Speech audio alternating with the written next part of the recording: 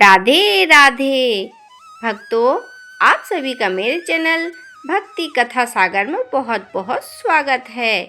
ये भक्तगणों, आज हम आपको भगवत गीता के परम पावन अध्याय का श्रवण कराएंगे, जो अधिक मास में सुनना अति आवश्यक है। वह अध्याय है भगवत गीता का 15वां अध्याय, जिसके सुनने से हमें समस्त पुरुषोत्तम मास के पुण्य फलों की प्राप्ति होती है। इस अध्याय को वैसे तो हर दिन सुनना चाहिए। यदि आपने अभी तक नहीं सुना है तो इन आखिरी के 5 दिनों में अवश्य सुने और श्री हरि की कृपा प्राप्त करें।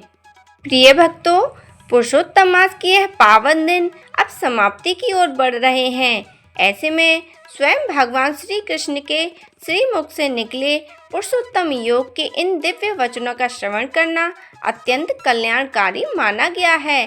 शास्त्रों में कहा गया है कि पुरुषोत्तम मास भगवान श्री विष्णु का स्वरूप है और स्वयं भगवान श्री कृष्ण ने भगवत गीता में जिस अध्याय में अपने सर्वोच्च पुरुषोत्तम स्वरूप का वर्णन किया है, वो है गीता का 15वां अध्याय, जिसे पुरुषोत्तम योग कहा जाता है। कहा जाता है कि जो भक्त श्रद्धा और विश्वास के साथ पुरुषोत्तम मास में गीता के इस अध्याय का श्रवण करता है, उसका मन निर्मल होता है, बुद्धि शुद्ध होती है और उसके जीवन के अनेक संकट धीरे धीरे समाप्त होने लगते हैं। लेकिन प्रिय भक्तों, क्या आपने कभी सोचा है कि आखिर भगवान श्री कृष्ण ने इस अध्याय में ऐसा क्या रहस्य बताया था, जिसे सुनकर अर्जुन के हृदय का अंधकार दूर हो गया था? आइए आज हम उसी दिव्य कथा में प्रवेश करते हैं। महाभारत के युद्ध का समय था। कुरुक्षेत्र में विशाल भूमि पर दोनों सेनाएं आमने सामने खड़ी थीं। शंख बज चुके थे। योद्धा अपने अपने अस्त्र शस्त्र संभाल चुके थे, लेकिन पांडवों के महान धनुर्धर अर्जुन के मन में अनेक प्रकार के प्रश्न उठ रहे थे। एक ओर अपने गुरु, पितामह और संबंधियों को देखकर उसका हृदय द्रवित हो रहा था, तो दूसरी ओर धर्म की रक्षा का कर्तव्य उन्हें युद्ध के लिए प्रेरित कर रहा था। ऐसे समय में भगवान श्री कृष्ण ने अर्जुन को जो दिव्य ज्ञान प्रदान किया, वही श्रीमद् भगवत गीता के रूप में संसार के लिए अमूल्य धरोहर बन गया। धीरे धीरे भगवान श्री कृष्ण अर्जुन को कर्म ज्ञान, भक्ति और योग का रहस्य समझाते हुए उस अवस्था तक ले गए जहां अर्जुन का मन परम सत्य को जानने के लिए पूरी तरह तैयार हो चुका था। और तब भगवान ने एक अत्यंत गूढ़ रहस्य का वर्णन करना प्रारंभ किया। भगवान मुस्कुराए और बोले, हे पार्थ, अब मैं तुम्हें उस परम रहस्य का ज्ञान देने जा रहा हूँ, जिसे जान लेने के बाद मनुष्य संसार के बंधनों से मुक्त हो सकता है। अर्जुन अत्यंत विनम्र होकर भगवान के चरणों में झुक गए और बोले, हे प्रभु, आपकी कृपा से मेरा अज्ञान दूर हो रहा है। अब कृपया करके मुझे उस परम तत्व का ज्ञान दीजिए, जिसके जान लेने के बाद मनुष्य इस जन्म मृत्यु के चक्र से मुक्त हो जाए। भगवान श्री कृष्ण ने कहा, अर्जुन, यह संसार एक विशाल वृक्ष के समान है। इसका स्वरूप बहुत विचित्र है।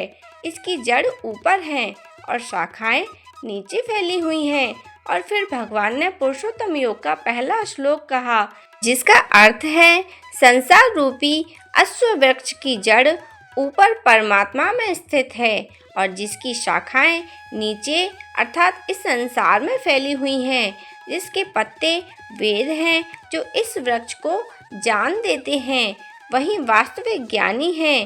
भक्तों को यह श्लोक केवल शब्द नहीं है, बल्कि संपूर्ण जीवन का सार है। भगवान यहाँ संसार की तुलना एक ऐसे वृक्ष से कर रहे हैं जिसकी जड़ ऊपर अर्थात परमात्मा में है और जिसकी शाखाएं नीचे अर्थात इस संसार में फैली हुई हैं। मनुष्य धन, परिवार, प्रतिष्ठा, मोह और इच्छाओं की शाखाओं में उलझा रहता है, लेकिन वह अपनी वास्तविक जड़ अर्थात भगवान को भूल जाता है और यही भूल उसके दुखों का कारण बन जाती है।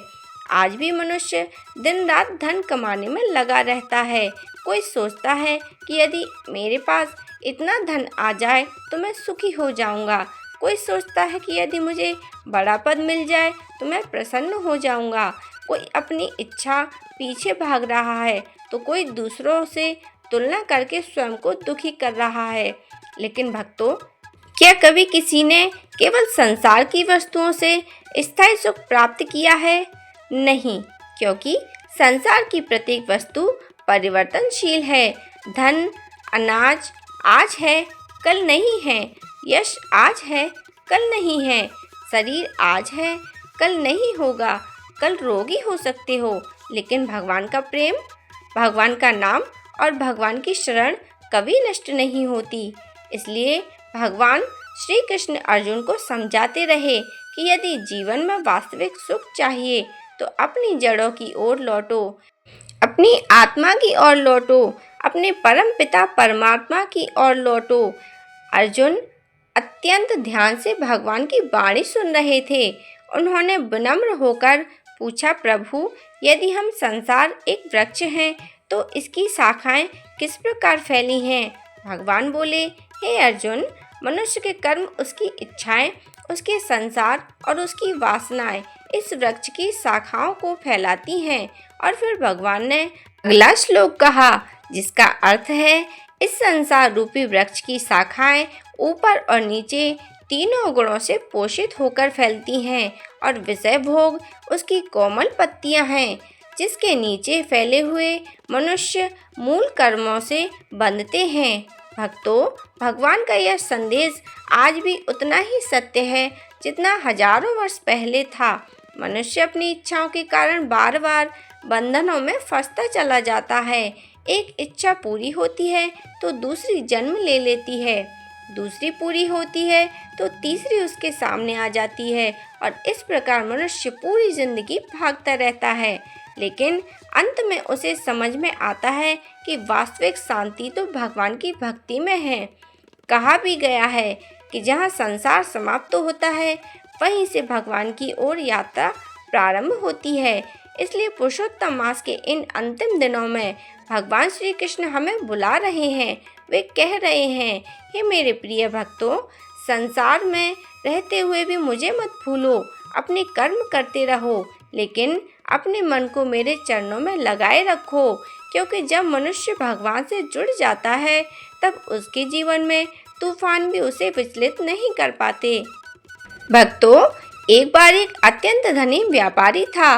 उसके पास सब कुछ था, लेकिन मन में शांति नहीं थी।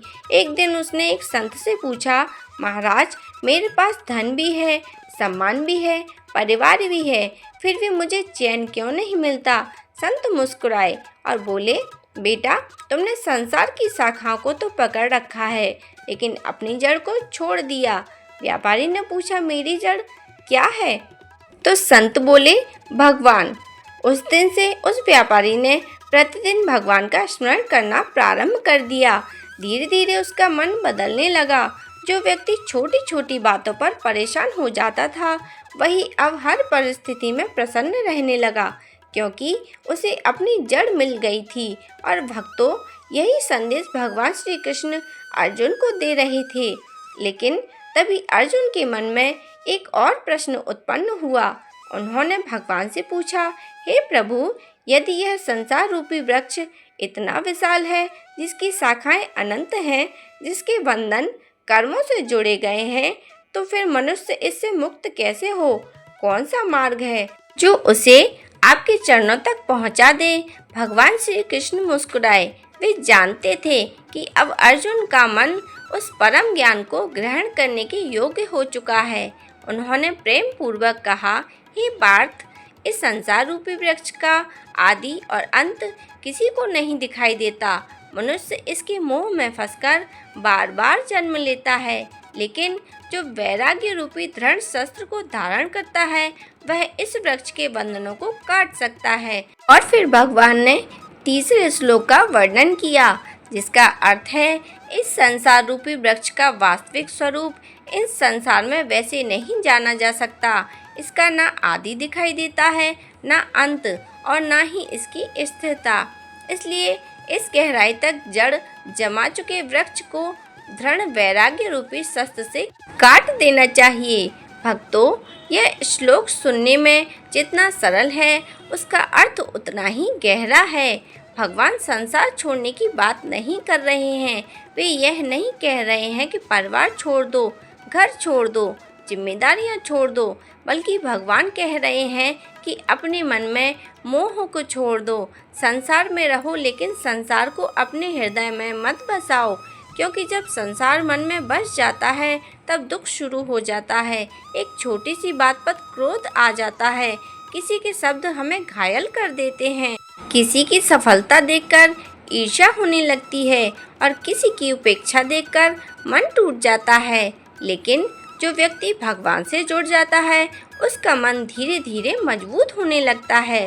वह समझने लगता है कि इस संसार में परिवर्तनशीलता है। जहाँ जो मिला है वह एक दिन छूट भी जाएगा, और जो छूटने वाला है उसे ही सब कुछ मान लेना सबसे बड़ा भ्रम है। इसलिए भगवान आगे कहते हैं, उस परम धाम की खोज करनी चाहिए, जहाँ पहुंचकर जीव फिर कभी संसार में वापस नहीं आता।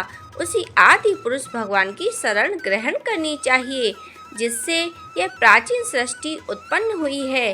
भक्तों, यहाँ भगवान अपने परम धाम की बात कर रहे हैं। वो धाम जहाँ ना दुख है, ना भय है, ना मृत्यु है, जहाँ केवल प्रेम है, आनंद है और भगवान का दिव्य सानिध्य है। लेकिन उस धाम तक पहुँचने का मार्ग क्या है? उसका उत्तर स्वयं भगवान अगले श्लोक में देते हैं। जो अहंकार और मोह से मुक्त है, जिन्होंने संग दोष को जीत लिया है, जो निरंतर आत्मचिंतन में लगे रहते हैं, जिनकी कामनाएं समाप्त हो गई हैं और जो सुख दुख के द्वंद्व से ऊपर उठ चुके हैं, वे उस अविनाशी परम धाम को प्राप्त करते हैं। प्रिय भक्तों, भगवान कितनी सुंदर बात कह रहे हैं। मनुष्य को सबसे अधिक दुख किससे मिलता है? अहंकार से। मैं सबसे बड़ा हूँ, मेरी ही बात सही है, मेरे बिना कुछ नहीं हो सकता। यही अहंकार धीरे धीरे मनुष्य को भगवान से दूर कर देता है, और फिर जब परिस्थितियाँ बदलती हैं तब वही मनुष्य टूट जाता है। लेकिन जो व्यक्ति विनम्र होता है, उसके भीतर भगवान का प्रकाश उतरने लगता है। एक बार एक राजा था, उसके पास अपार धन था, विशाल राज्य था और असंख्य सेवक थे। लेकिन उसके भीतर अहंकार इतना बढ़ गया था कि वो स्वयं को भगवान से भी बड़ा समझने लगा। एक दिन एक महात्मा उसके राज्य में आए। राजा ने उनका अपमान करते हुए कहा, मुझे बताओ, संसार में सबसे बड़ा कौन है?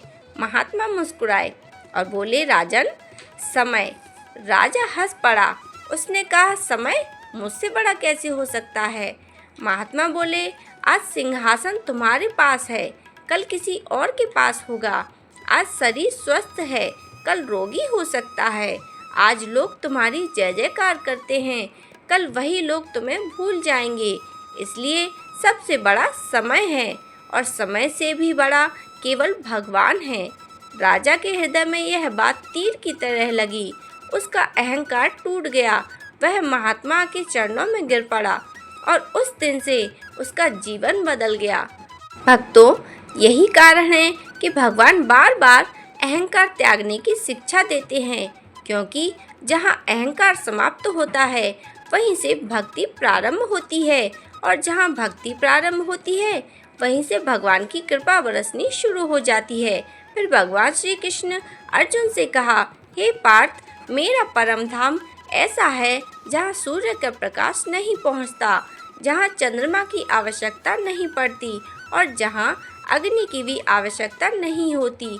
तब उन्होंने अगले दिव्य श्लोक में कहा, जिसका अर्थ है, जिस धाम को सूर्य प्रकाशित नहीं करता, न चंद्रमा न अग्नि ही प्रकाशित करती है, वहाँ पहुंचकर जीव फिर संसार में वापस नहीं आता, वही मेरा परम धाम है। भक्तों, कल्पना कीजिए, जिस स्थान का प्रकाश स्वयं भगवान है, जहाँ हर क्षण प्रेम की वर्षा होती है, जहाँ किसी प्रकार का भय नहीं है, जहाँ मृत्यु का अस्तित्व नहीं है, वहीं भगवान का परम धाम है। और उस धाम तक पहुँचने के लिए किसी कठिन तपस्या की आवश्यकता नहीं है। भगवान केवल एक ही चीज चाहते हैं, सच्चा प्रेम, सच्ची श्रद्धा, सच्चा समर्पण। क्योंकि भगवान धन नहीं देखते, वे हृदय देखते हैं। उन्हें बड़े बड़े महलों की आवश्यकता नहीं है, वे तो भक्त के प्रेम से बंध जाते हैं। जैसे माता यशोदा के प्रेम ने उन्हें बांध लिया था, जैसे सुदामा की सादगी ने उन्हें भाव विभोर कर दिया था, जैसे मीरा की भक्ति ने उन्हें अपना बना लिया था। इसलिए पुरुषोत्तम मास के इन अंतिम दिनों में यदि कोई भक्त सच्चे मन से भगवान को पुकारे तो भगवान उसकी पुकार अवश्य सुनते हैं। कई बार मनुष्य सोचता है, मैंने इतने पाप किए हैं, भगवान मुझे कैसे स्वीकार करेंगे। लेकिन भक्तों, भगवान दंड देने के लिए नहीं बल्कि अपनाने के लिए बैठे हैं। वे तो केवल एक कदम हमारे आने की प्रतीक्षा करते हैं, और जब भक्त एक कदम बढ़ाता है तो भगवान 100 कदम उसकी ओर बढ़ाते हैं। अर्जुन भगवान की इन बातों को सुनकर भाव विभोर हो उठे। उनका मन अब संसार से हटकर भगवान के चरणों में लगने लगा था। लेकिन तभी उसके मन में एक प्रश्न और उत्पन्न हुआ। उन्होंने हाथ जोड़कर पूछा, हे प्रभु, यदि आपका परम धाम इतना दिव्य है तो इस संसार में रहने वाले जीव का वास्तविक स्वरूप क्या है? क्या वह केवल एक शरीर है या उसके भीतर कोई और भी रहस्य छुपा है? अर्जुन का यह प्रश्न सुनकर श्री कृष्ण के मुखमंडल पर दिव्य तेज प्रकट हुआ, क्योंकि अब वे अर्जुन को आत्मा और जीव के गहन रहस्य से परिचित कराने वाले थे, जिसे जान लेने के बाद मृत्यु का भय भी समाप्त हो जाता है। और भगवान ने जो उत्तर दिया उसे सुनकर अर्जुन के साथ देवता भी आश्चर्यचकित रह गए। कुरुक्षेत्र की पावन भूमि पर भगवान श्री कृष्ण और अर्जुन के मध्य चल रहा यह संवाद अब और भी गहरा होता जा रहा था। अर्जुन के मन का अंधकार धीरे धीरे दूर हो रहा था। उसके भीतर जो मोह, भय और भ्रम था वह भगवान के वचनों से पिघलता जा रहा था। भगवान के मुखमंडल पर दिव्य मुस्कान थी और अर्जुन अत्यंत श्रद्धा से उनके श्री चरणों की ओर देख रहे थे। अर्जुन ने विनम्रता पूर्वक पूछा, हे प्रभु, यदि आपका परम धाम इतना दिव्य है तो इस संसार में रहने वाले जीव का वास्तविक स्वरूप क्या है? क्या यह शरीर ही है, यह सब कुछ है, या इसके भीतर कोई रहस्य छिपा है? भगवान श्री कृष्ण ने अत्यंत करुणामयी दृष्टि से अर्जुन की ओर देखा। वे बोले, हे पार्थ, मनुष्य स्वयं को शरीर समझने की भूल कर बैठता है, यही उसके सारे दुखों का मूल कारण है। वास्तव में जीव मेरा ही सनातन अंश है। और तब भगवान ने वह अमूल्य श्लोक कहा, जिसका अर्थ है, इस संसार में स्थित सभी जीव मेरे ही सनातन अंश हैं, लेकिन वे मन और 5 इंद्रियों के साथ जुड़कर प्रकृति में संघर्ष करते रहते हैं। भक्तों, यह श्लोक केवल एक श्लोक नहीं बल्कि जीवन का सबसे बड़ा रहस्य है। भगवान स्वयं कह रहे हैं, हे जीव, तुम मेरे अंश हो, अर्थात हम इस संसार में अकेले नहीं हैं। हम किसी साधारण शक्ति से नहीं बल्कि स्वयं परमात्मा के अंश हैं। लेकिन जब जीव अपने वास्तविक स्वरूप को भूल जाता है तब वह शरीर को ही अपना सब कुछ मान लेता है और फिर यहीं से दुखों की शुरुआत होती है। शरीर वृद्ध होता है तो मनुष्य घबरा जाता है, धन चला जाए तो वह टूट जाता है, किसी प्रिय व्यक्ति के बिछड़ने पर वह स्वयं को असहाय समझने लगता है। लेकिन जो जान लेता है कि वह आत्मा है और भगवान का अंश है, उसका दृष्टिकोण बदल जाता है। उसे समझ में आने लगता है कि शरीर नश्वर है लेकिन आत्मा अमर है। एक बार एक वृद्ध संत गंगा किनारे बैठे थे। उनके पास एक युवक आया। उसके चेहरे पर उदासी थी। वह बोला, महाराज, मैं बहुत दुखी हूँ, जीवन में कुछ भी अच्छा नहीं हो रहा। संत मुस्कुराए। उन्होंने युवक से पूछा, यदि तुम्हारे वस्त्र पुराने हो जाएं, तो क्या तुम नए वस्त्र धारण नहीं करते? युवक बोला, अवश्य करता हूँ। संत बोले, ठीक उसी प्रकार आत्मा भी शरीर रूपी पुराने वस्त्र को छोड़कर नया शरीर धारण कर लेती है। इसलिए जो स्वयं को शरीर समझता है वह रोता है, लेकिन जो स्वयं को आत्मा समझ लेता है वह भगवान के निकट पहुँचने लगता है। भक्तों, यही ज्ञान भगवान श्री कृष्ण अर्जुन को दे रहे थे। फिर भगवान ने आगे कहा, हे अर्जुन, जब जीव एक शरीर छोड़ता है और दूसरा शरीर धारण करता है, तब वह अपने साथ मन और इंद्रियों को भी ले जाता है। और भगवान ने अगले श्लोक में कहा है, जिसका अर्थ है, जिस प्रकार वायु फूलों से सुगंध को लेकर दूसरी जगह जाती है, उसी प्रकार जीव एक शरीर से दूसरे शरीर में जाता है, मन और इंद्रियों को अपने साथ ले जाता है। भक्तों, मृत्यु अंत नहीं है, मृत्यु केवल एक परिवर्तन है। जिस प्रकार सूर्य अस्त होने के बाद पुनः उदय होता है, उसी प्रकार आत्मा भी अपनी यात्रा जारी रखती है। लेकिन मनुष्य मृत्यु से इतना भयभीत क्यों रहता है? क्योंकि उसके जीवन में आधार शरीर बना लिया है। यदि हमारा आधार भगवान बन जाए तो मृत्यु का भय भी समाप्त हो सकता है। इसलिए संत महात्मा हमेशा कहते हैं, जो जन्मा है वह एक दिन जाएगा, लेकिन जो भगवान से जुड़ गया वह कभी नष्ट नहीं होता। भगवान आगे कहते हैं, इस संसार में जीव कान, आँख, त्वचा, जीभ और नाक सहित मन के द्वारा विषयों का अनुभव करता है। भक्तों, भगवान यहाँ हमें समझा रहे हैं कि इंद्रियां बुरी नहीं हैं, लेकिन यदि इंद्रियां भगवान से दूर ले जाएं तो वही बंधन बन जाती हैं, और यदि वही इंद्रियां भगवान के भजन, कथा, नाम स्मरण और सेवा में लग जाएं तो वही मुक्ति का साधन बन जाती हैं। कानों से यदि संसार की निंदा सुनेंगे तो मन अशांत होगा, लेकिन यदि उन्हीं कानों से भगवान की कथा सुनेंगे तो मन पवित्र हो जाएगा। आँखों से यदि केवल संसार की वस्तुओं को देखें तो इच्छाएं बढ़ेंगी, लेकिन यदि उन्हीं आँखों से भगवान के दर्शन करेंगे तो हृदय में प्रेम जागेगा। जीभ यदि केवल स्वाद में लगी रहे तो मोह बढ़ेगा, लेकिन यदि जीभ हरि नाम का जप करे तो जीवन धन्य हो जाएगा। भक्तों, भगवान मनुष्य को इंद्रियां दी हैं, लेकिन उनका सही उपयोग करना हमारे हाथ में है। एक बार एक साधु से किसी व्यक्ति ने पूछा, महाराज, मन इतना चंचल क्यों है?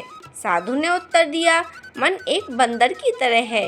यदि उसे संसार की शाखाओं पर छोड़ देंगे तो वह कभी शांत नहीं होगा, लेकिन यदि उसे भगवान के चरणों से बांध दोगे तो वही मन तुम्हें परम शांति प्रदान करेगा।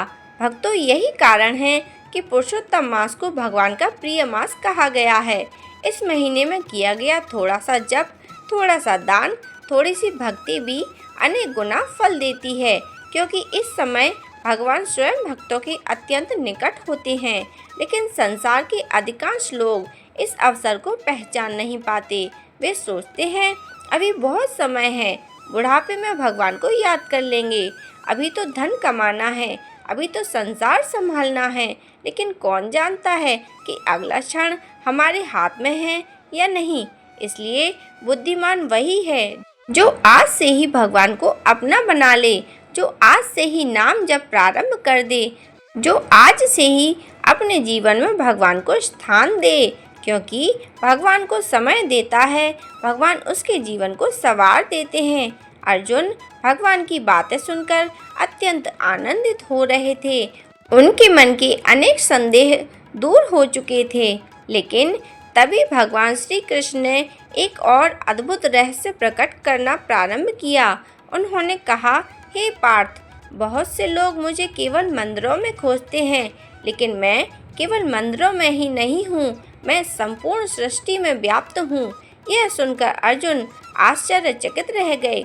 उन्होंने पूछा, प्रभु, आप किस प्रकार संपूर्ण जगत में विद्यमान हैं? भगवान श्री कृष्ण मुस्कुराए और तब उन्होंने ऐसा रहस्य प्रकट किया जिसे सुनकर अर्जुन का रोम रोम पुलकित हो उठा। उन्होंने बताना प्रारंभ किया कि सूर्य का तेज, चंद्रमा की शीतलता, अग्नि की शक्ति, पृथ्वी की धारण शक्ति और प्रत्येक जीव के भीतर कार्य करने वाली शक्ति भी वास्तव में उन्हीं की है। और भगवान के इस दिव्य रहस्य को सुनकर अर्जुन की आंखों से प्रेम आंसू बहने लगे। कुरुक्षेत्र की उस पावन भूमि पर सूर्य धीरे धीरे अस्ताचल की ओर बढ़ रहा था। शंखों की ध्वनि कुछ क्षणों के लिए शांत हो चुकी थी। दोनों सेनाएं स्थिर थीं। लेकिन भगवान श्री कृष्ण और अर्जुन के मध्य चल रहा यह संवाद निरंतर आगे बढ़ रहा था। अर्जुन के मन में अब भय नहीं था, अब उसके भीतर केवल एक ही इच्छा थी, भगवान के उस अनंत स्वरूप को जानने की जो समस्त ब्रह्मांड में व्याप्त है। भगवान श्री कृष्ण ने प्रेम पूर्वक अर्जुन की ओर देखा और कहा, हे पार्थ, बहुत से लोग मुझे केवल मूर्तियों में खोजते हैं, बहुत से लोग मुझे केवल तीर्थों में खोजते हैं और बहुत से लोग सोचते हैं कि मैं केवल बैकुंठ में निवास करता हूँ। लेकिन जो मुझे वास्तव में जान लेता है वह समझ जाता है कि मैं संपूर्ण सृष्टि में व्याप्त हूँ। यह सुनकर अर्जुन की आंखों में आश्चर्य भर गया। वे बोले, प्रभु, क्या सचमुच आप इस संपूर्ण संसार में विद्यमान हैं? भगवान मुस्कुराए। उन्होंने कहा, हाँ पार्थ, जो प्रकाश सूर्य में दिखाई देता है, जो शीतलता चंद्रमा में अनुभव होती है, जो अग्नि में तेज दिखाई देता है, वह सब मेरा ही स्वरूप है। और तब भगवान ने वह अद्भुत श्लोक कहा जिसका अर्थ है, अर्जुन, सूर्य में जो प्रकाश संपूर्ण संसार को मिलता है वह प्रकाश मेरा है। चंद्रमा में जो शीतलता है, अग्नि में जो तेज है, वह सब मेरा ही तेज है। भक्तों, भगवान कितनी सुंदर शिक्षा दे रहे हैं। हम प्रतिदिन सूर्य को देखते हैं, चंद्रमा की चांदनी का आनंद लेते हैं, अग्नि का उपयोग करते हैं, लेकिन शायद ही कभी सोचते हैं कि इन सब के पीछे भी भगवान की शक्ति कार्य कर रही है। यदि सूर्य एक दिन के लिए भी अपना प्रकाश रोक दे तो यह संसार अंधकार में डूब जाएगा। यदि पृथ्वी अपनी धारण शक्ति छोड़ दे तो जीवन असंभव हो जाएगा। और यह सब किसकी कृपा से हो रहा है? स्वयं भगवान श्री कृष्ण की कृपा से। फिर भगवान आगे कहते हैं, मैं पृथ्वी में प्रवेश करके अपनी शक्ति से सभी प्राणियों को धारण करता हूँ और चंद्रमा के रूप में समस्त वनस्पतियों को पोषण करता हूँ। भक्तों, जब खेतों में फसल लहलहाती है, जब वृक्षों पर फल लगते हैं, जब वर्षा होती है, जब धरती हमें अन्न देती है, तब उसके पीछे भी भगवान की अदृश्य कृपा कार्य कर रही होती है। लेकिन मनुष्य अपनी सफलता का श्रेय स्वयं को दे देता है। वह सोचता है, मैंने मेहनत की इसलिए सब कुछ मिला। यह बात सही है कि परिश्रम आवश्यक है, लेकिन परिश्रम करने की शक्ति किसने दी? श्वास किसने दी? बुद्धि किसने दी? अवसर किसने दिए? यदि भगवान एक क्षण के लिए भी अपनी कृपा हटा ले तो मनुष्य कुछ भी नहीं कर सकता। इसलिए संत कहा करते हैं कि जहाँ अहंकार समाप्त होता है वहीं भगवान का अनुभव प्रारंभ होता है। एक बार एक किसान अपने खेतों को देखकर बहुत गर्व कर रहा था। वह सबके सामने कहता, यह सब मेरी मेहनत का फल है। एक दिन गांव में एक महात्मा आए। उन्होंने किसान से पूछा, बेटा, यदि वर्षा न होती तो तुम्हारी फसल कैसे उग पाती? किसान बोला, नहीं महाराज। महात्मा ने पूछा, यदि सूर्य का प्रकाश न मिलता तो क्या अन्न तैयार हो पाता? किसान बोला, नहीं। फिर मुस्कुराते हुए महाराज बोले, फिर यह केवल तुम्हारी मेहनत का फल कैसे हुआ? इसमें भगवान की कृपा भी तो सम्मिलित है। किसान की आंखें खुल गईं। उस दिन उसे समझ में आया कि केवल मनुष्य के कर्म करते हैं, लेकिन फल देने वाला भगवान है। भक्तों, यही संदेश भगवान श्री कृष्ण अर्जुन को समझा रहे थे। इसके बाद भगवान ने एक ऐसा रहस्य बताया जिसे सुनकर अर्जुन अत्यंत आश्चर्यचकित रह गए। भगवान बोले, हे पार्थ, मैं प्रत्येक प्राणी के भीतर स्थित हूँ। भोजन को पचाने वाली अग्नि भी मैं हूँ। और तब उन्होंने यह दिव्य श्लोक कहा जिसका अर्थ है, मैं प्राणियों के शरीर में वैश्वानर अग्नि बनकर स्थित हूँ और प्राण तथा अपान वायु के साथ मिलकर 4 प्रकार के भोजन को पचाता हूँ। भक्तों, कितनी अद्भुत बात है। हम भोजन करते हैं लेकिन उसे पचाने की शक्ति हमारे हाथ में नहीं है। वह शक्ति भी भगवान की ही है। हृदय धड़क रहा है, श्वास चल रही है, रक्त प्रवाहित हो रहा है। इनमें कौन सी क्रिया मनुष्य स्वयं करता है? यदि यह सब भगवान की इच्छा से चल रहा है तो फिर मनुष्य को किस बात का अभिमान? इसलिए भगवान आगे कहते हैं, मैं सभी प्राणियों के हृदय में स्थित हूँ। स्मृति, ज्ञान और विस्मरण भी मुझसे ही उत्पन्न होते हैं। समस्त वेदों के द्वारा मैं ही जानने योग्य हूँ। भक्तों, भगवान बाहर से जितने निकट हैं उससे कहीं अधिक भीतर से हमारे साथ हैं। हम चाहे उन्हें भूल जाएं, लेकिन वे हमें कभी नहीं भूलते। हम रोते हैं तब वे हमारे आंसू देखते हैं, जब हम टूटते हैं तब वे हमें संभालते हैं, जब सारी दुनिया साथ छोड़ देती है तब श्री भगवान हमारे साथ रहते हैं। इसलिए तो भक्त प्रहलाद ने कहा था, भगवान हर जगह है। और भक्त मीरा ने कहा था, मेरे तो गिरधर गोपाल दूसरा न कोई। भक्तों, संसार के रिश्ते परिस्थितियों के अनुसार बदल जाते हैं, लेकिन भगवान का प्रेम कभी नहीं बदलता। माँ बाप, मित्र, धन, पद, प्रतिष्ठा सब एक दिन पीछे छूट जाते हैं, लेकिन भगवान का नाम, भगवान का प्रेम जीवन के साथ जन्म जन्मांतर तक चलता है। इसलिए पुरुषोत्तम मास के इन अंतिम दिनों में यदि कोई व्यक्ति सच्चे मन से भगवान श्री कृष्ण का स्मरण करता है, भगवान उसकी ओर अवश्य देखते हैं, चाहे उसके जीवन में कितनी ही गलतियां क्यों न की हों, चाहे वह कितना ही पापी क्यों न हो। भगवान के द्वार कभी बंद नहीं होते, क्योंकि भगवान न्याय के साथ साथ करुणा के भी सागर हैं। अर्जुन भगवान की इन बातों को सुनकर भाव विभोर हो उठे। उनकी आंखों से प्रेम आंसू बहने लगे। उन्होंने हाथ जोड़कर कहा, प्रभु, अब मैं समझने लगा हूँ कि आप ही सब कुछ हैं।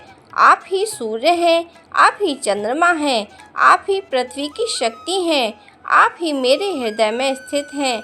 लेकिन अब मेरे मन में एक अति उत्तम और अंतिम प्रश्न शेष है। भगवान मुस्कुराए। उन्होंने कहा, पूछो पार्थ। अर्जुन बोले, हे प्रभु, संसार में क्षर पुरुष, अक्षर पुरुष और पुरुषोत्तम, इन तीनों का क्या रहस्य है और आपको पुरुषोत्तम क्यों कहा जाता है? अर्जुन का यह प्रश्न सुनते ही भगवान श्री कृष्ण का मुखमंडल दिव्य तेज से प्रकाशित हो उठा, क्योंकि अब वे उस महान रहस्य को प्रकट करने वाले थे जिसके कारण इस अध्याय का नाम ही पुरुषोत्तम योग पड़ा। और भगवान के उस अंतिम दिव्य उपदेश को सुनकर अर्जुन का समस्त अज्ञान सदा सदा के लिए समाप्त हो गया। कुरुक्षेत्र की पावन भूमि पर भगवान श्री कृष्ण और अर्जुन के मध्य चल रहा दिव्य संवाद अब अपने अंतिम और सबसे गहन रहस्य की ओर बढ़ रहा था। अर्जुन के मन का अंधकार लगभग समाप्त हो चुका था। उसके भीतर अब मोह नहीं था, भय नहीं था, केवल भगवान को जानने की उत्कंठा थी। अभी तक भगवान ने संसार रूपी वृक्ष का रहस्य बताया था, जीवन और आत्मा का ज्ञान दिया था, अपने सर्वव्यापी स्वरूप का वर्णन किया था, लेकिन अब वह क्षण आ चुका था जब स्वयं भगवान अपने पुरुषोत्तम स्वरूप का उद्घाटन करने वाले थे। अर्जुन ने दोनों हाथ जोड़कर कहा, हे प्रभु, आपने क्षर और अक्षर के विषय में संकेत दिया। कृपया करके मुझे बताएं कि यह कौन है और आपको पुरुषोत्तम क्यों कहा जाता है? भगवान श्री कृष्ण मुस्कुराए। उनकी वाणी में करुणा थी, उनके नेत्रों में प्रेम था और उनके मुखमंडल पर दिव्य तेज फैल रहा था। और तब भगवान ने वो अमूल्य श्लोक कहा, जिसका अर्थ है, अर्जुन, इस संसार में दो प्रकार के पुरुष हैं, एक क्षर अर्थात नाशवान और दूसरा अक्षर अर्थात अविनाशी। सभी प्राणी, सभी शरीर, यह संपूर्ण भौतिक संसार नाशवान है, इसलिए इसे क्षर कहा जाता है। और जो आत्मा है, जो स्थिर है, जो शरीर बदलने पर भी नष्ट नहीं होती, उसे अक्षर कहा जाता है। लेकिन भक्तों, भगवान यहीं नहीं रुके। उन्होंने आगे कहा, इन दोनों से परे एक और पुरुष है जो सर्वोच्च है, जो परमात्मा है, जो तीनों लोकों में प्रवेश करके सबका पालन करता है, वही अविनाशी ईश्वर है। और तब भगवान ने वह दिव्य वचन कहा जिसके कारण इस अध्याय का नाम पुरुषोत्तम योग पड़ा। भगवान कहते हैं, मैं क्षर से भी परे हूँ और अक्षर से भी श्रेष्ठ हूँ, इसलिए संसार और वेदों में मुझे पुरुषोत्तम कहा जाता है। यह सुनते ही अर्जुन की आंखें नम हो गईं।